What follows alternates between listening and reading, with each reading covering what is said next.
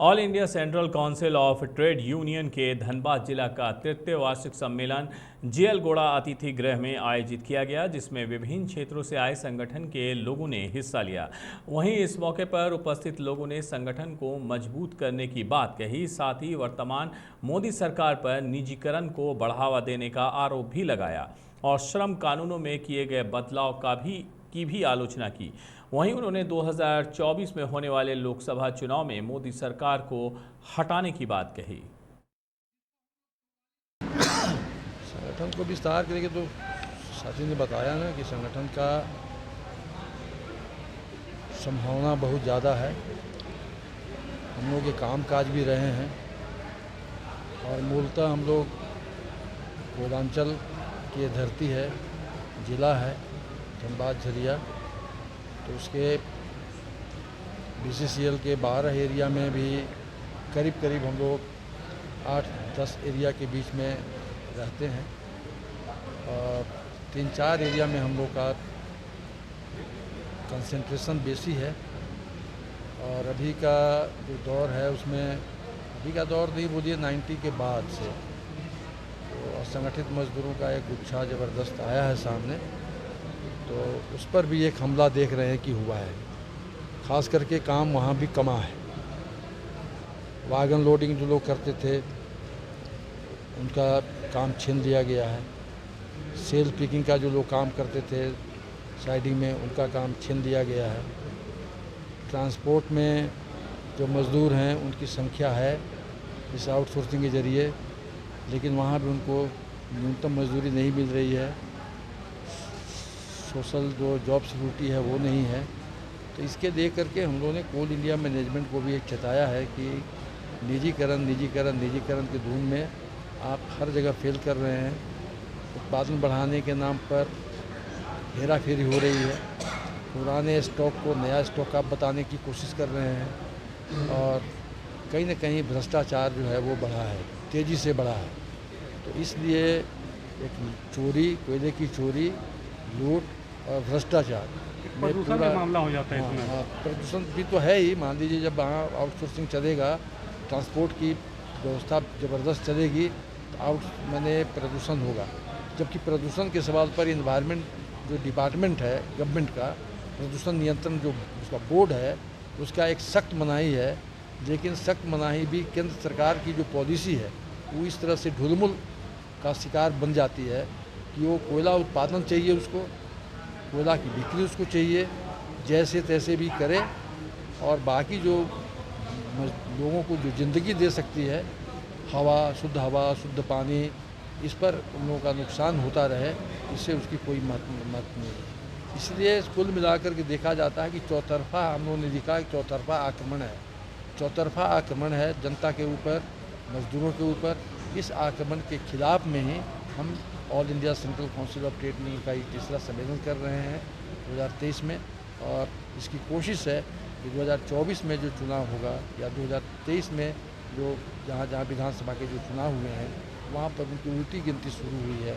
अब बहुत ज़्यादा हमको बोलना नहीं है कि मोदी सरकार की हुकूमत फेल है।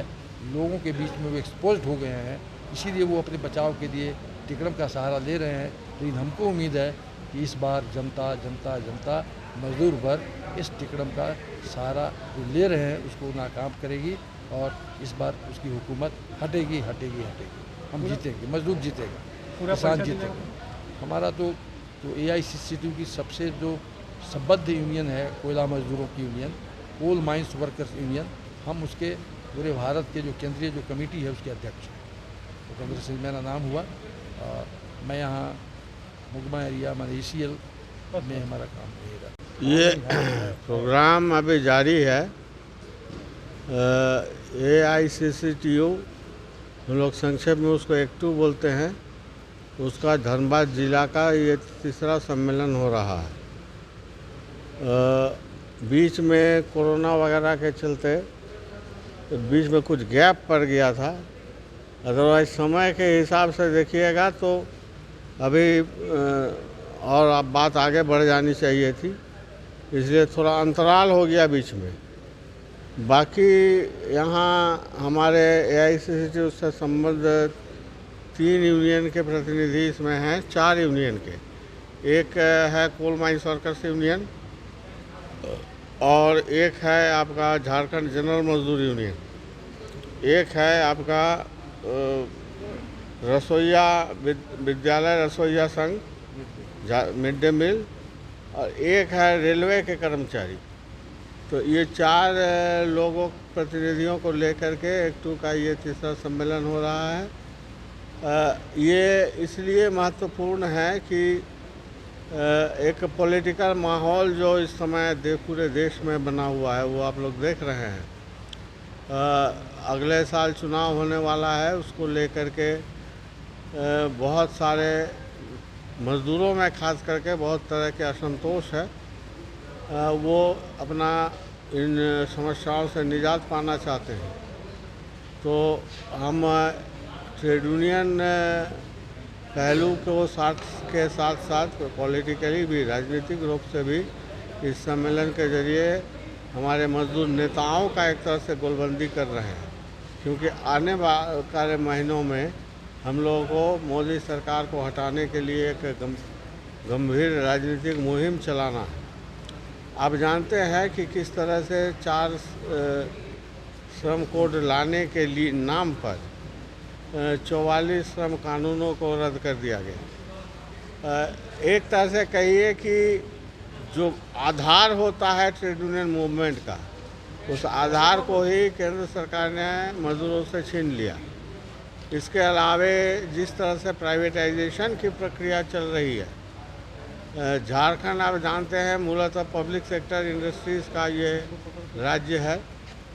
तो यहाँ प्राइवेटाइजेशन का बहुत ज़बरदस्त नुकसान हो रहा है यहाँ के मज़दूरों को भी, आम इस राज्य के अर्थनीति को भी।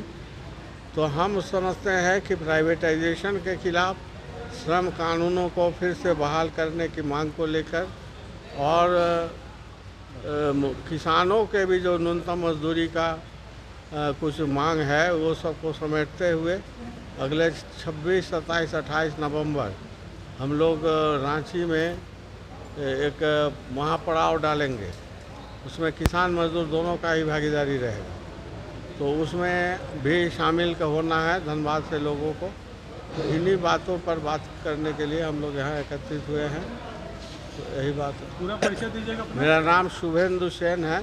मैं एक्टू का AICCTU का झारखंड राज्य का महासचिव हूँ। ब्लिंकर्स द ऑप्टिकल स्टूडियो और ब्लिंकर्स द सनग्लास स्टूडियो अब आपके शहर धनबाद के प्रभातम मॉल में। यहाँ आपको बर्बेरी, प्राडा, माइकल कॉस, मॉजिम, Vogue, Emporio Armani, Ray Ban, Mont Blanc, Oakley जैसे और भी कई इंटरनेशनल ब्रांड के चश्मे और सनग्लासेस मिलेंगे। यहाँ ऑप्टोमेट्रिस्ट के द्वारा फ्री आई टेस्टिंग की सुविधा भी उपलब्ध है। यहाँ doctor Anil Kumar Barnwal eye specialist शनिवार रविवार अपॉइंटमेंट के द्वारा उपलब्ध है। आए और स्टोर विजिट करके अभी चल रहे मॉनसून ऑफर्स का लाभ उठाइए। देवों के देव महादेव आए हैं आपके शहर धनबाद में। 99 बिल्डर्स पेश करते हैं द कैलाशा, पारा ज्योतिर्लिंग मंदिर, बाल गणेश पार्क, नंदी चौक, आदि योगी मेडिटेशन सेंटर, क्लब हाउस और स्विमिंग पूल के साथ आनंद लीजिए मॉडर्न लिविंग का। The Kailasa, experience the spiritual aura. अब तो प्रभु जी प्योर फूड आ गया है धनबाद में। मिठाई, नमकीन, चाट, साउथ इंडियन, चाइनीज से लेकर सात्विक भोजन तक सब मिलेगा। प्रभु जी प्योर फूड, चलो कुछ प्योर खाते हैं। प्रभु जी प्योर फूड अब आ गया है मेमको मोड़ धनबाद में।